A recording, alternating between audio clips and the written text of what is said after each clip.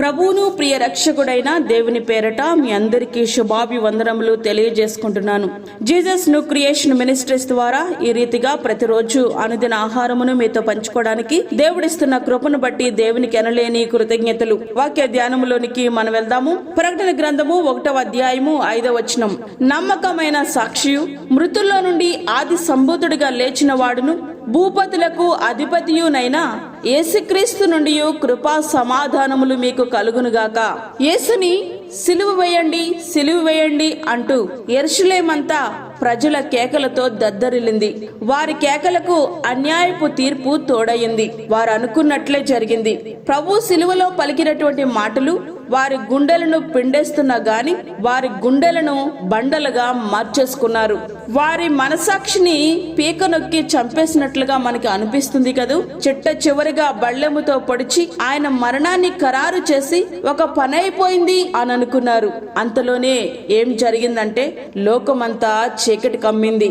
దేవాలయపు తెర పైనుండి క్రింద వరకు రెండుగా చీలిపోయింది. భూమి వణికింది. బండలు బ్రద్దలయ్యాయి. సమాధులు తెరవబడ్డాయి. ప్రభు 3వ దినాన్ని లేస్తానని చెప్పిన మాటలు గుర్తొచ్చి వారి గుండెలు గుబేలుమన్నాయి. ప్రభు దేహాన్ని ఒక సమాధి పెట్టెలో పెట్టి పెద్ద రాయిని పొర్లించి గొలుసులతో కట్టేసి సిలువ వేసి రాణువ వారిని కావలిగా పెట్టారు. యేసు ఒకవేళ లేచినా పెద్ద రాయిని పొర్లించుకుని బయటికి రావడం అసాధ్యం అనుకున్నారో ఏమో. ఆదివారం తెల్లవారుజామున జరిగింది ఏంటంటే హఠాత్తుగా సమాధికి వేసిన సంకెళ్ళు తెగిపడ్డాయి. దేవదూతలు ఆ రాయిని పొర్లించారు. మరణపు ముళ్ళును విరిచి సమాధిని గెలిచి మృత్యుంజయునిగా ప్రభు తిరిగి లేచారు. హల్లెలూయా. రక్షణ కార్యం సమాప్తమైంది. ధర్మశాస్త్రం నెరవేర్చబడింది. సర్వమానవాళి బానిస సంఖ్యలు బ్రద్దలయ్యాయి. పాపపు సంఖ్యలు తెగిపడ్డాయి. చెర నుండి విడిపించబడ్డాం. తండ్రి అని పిలిచే అర్హతను మనం పొందుకున్నాం. మనము ఆయన పిల్లలమయ్యాం. మనము ఆయన స్వాస్యమయ్యాం. మనము ఆయన స్నేహితులమయ్యాం. మనము రాజులమయ్యాం.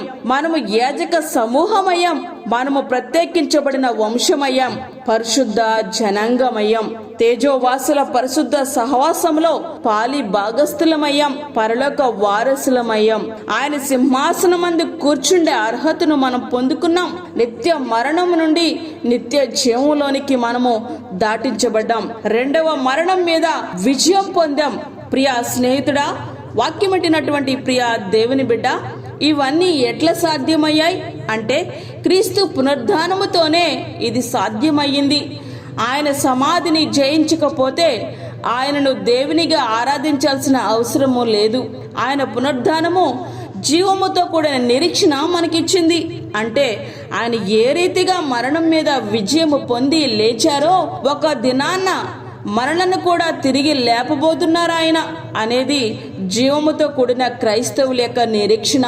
ఆ నిరీక్షణ మనలను సిగ్గుపరచదు. ప్రియ నేస్తమా, వాక్యం వింటున్నటువంటి ప్రియ దేవుని బిడ్డ, ఈ మాటలు నీవు హేళన చేసి నిర్లక్ష్యము చేస్తే ముమ్మాటికి నష్టపోయేది నీవే. కృపాకాలం గడిచిపోయినా లేదా మన ప్రాణం పోకడో లేదా క్రీస్తు 2వ రాకడో ఏదైనా జరిగినా మనకు కలిగే శాశ్వతమైన నష్టాన్ని తీర్చగలిగే వారు ఎవ్వరూ లేరు.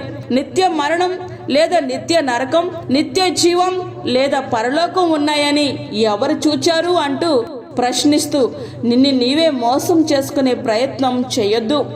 అదృశ్యమైన విషయాలను అర్థము చేసుకునే జ్ఞానం నీకు లేకపోవచ్చు. వాటిని గురించి చెప్పేవారు నీకు లేకపోవచ్చు.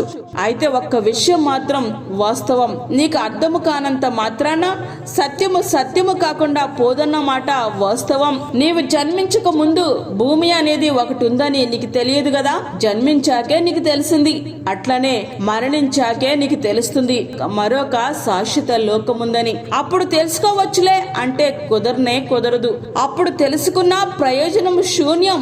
ఇప్పుడు నీవు శరీరంతో భూమి మీద జీవించిన జీవితమే మరణం తర్వాత నిత్య జీవములో ఉండాలో నిత్య నరకములో ఉండాలో అనేది నిర్ణయించబడుతుంది. ప్రియ స్నేహితుడా, వాక్యం వింటున్నటువంటి ప్రియ దేవుని బిడ్డ, చివరగా ఒక్క మాట. యేసుక్రీస్తుకు నీ జీవితం ఇంకను సమర్పించకపోతే నేడైనను ఆయన చిందించిన రుధిర దారల్లో నీ పాపములను కడుక్కుని పునరుద్ధానపు శక్తిని పొందుకుని రెండవ మరణాన్ని జయించి నిత్య జీవంలో ప్రవేశించుటకు మన హృదయాలను సిద్ధపరచుకుందాం. అట్టి కృప ధన్యత దేవుడు మనకు అనుగ్రహించునుగాక. ఆమేన్. వాక్యమైన ప్రియ దేవుని బిడ్డలారా, ప్రార్థనలో ఏకీభవించండి. పరిశుద్ధమైన తండ్రి, ప్రేమగల యేసు ప్రభువా, శ్రేష్టమైన మరి ఒక దినాన్ని మా జీవితంలో మీరు అనుగ్రహించారు. నీకు వందనాలు. ఈ దినమంతటికి కావలసిన నీ కృపను తండ్రి, నీ సన్నిధిని మాకు తోడుగా ఉంచండి. బయటకు వెళ్తున్నప్పుడు, లోనికి వస్తున్నప్పుడు నీ సన్నిధిని, నీ యొక్క ఆశీర్వాదమును మాకు మీరు దయచేయండి ప్రభువా. తండ్రి, చంటి బిడ్డలను, వృద్ధులను, గర్భిణీ స్త్రీలను మీరు జ్ఞాపకం చేసుకొనండి. నీ కృపను వారికి తోడుగా ఉంచండి. వాక్యమైన నీ ప్రియబిడలు వాక్యమును గ్రహించి వాస్తవాలను తెలుసుకుని తండ్రి, రక్షణ అనుభవంలోనికి వచ్చుటకు సహాయం ఇచ్చేయండి. అదే విధంగా దూరదేశంలో ఉన్న బిడ్డలను మీరు జ్ఞాపకము చేసుకోనండి. వారికి నీ కృపను, నీ సన్నిధిని తోడుగా ఉంచండి ప్రభువా. ఈ దిన సహాయమును మాకు సమృద్ధిగా మీరు దయచేయండి.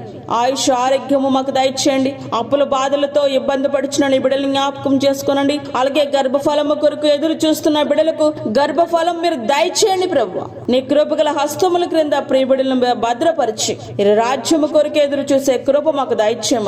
మాకు కాదు యెహోవా, మాకు కాదు, సమస్త మహిమ ప్రభావాలు మీకే ఆరోపించుకుంటూ యేసు పరిశుద్ధ నామమున అడిగి వేడుకుంటున్నాము తండ్రి. ఆమేన్. ఈ యొక్క వర్తమానాలను మీ బంధువులకు, మీ స్నేహితులకు షేర్ చేయండి. దేవుని పనిలో మీరు కూడా పాలిభాగస్తులు కండి. అదే విధంగా మీ ప్రార్థన అవసరతలు మాకు తెలియచేయండి. మా ఫోన్ నంబర్ 9177377559. దేవుడు మిమ్మును, మీ కుటుంబమును దీవించునుగాక. ఆమేన్. దేవుని సేవలో మీ సహోదరి అన్నామణి సాల్మన్.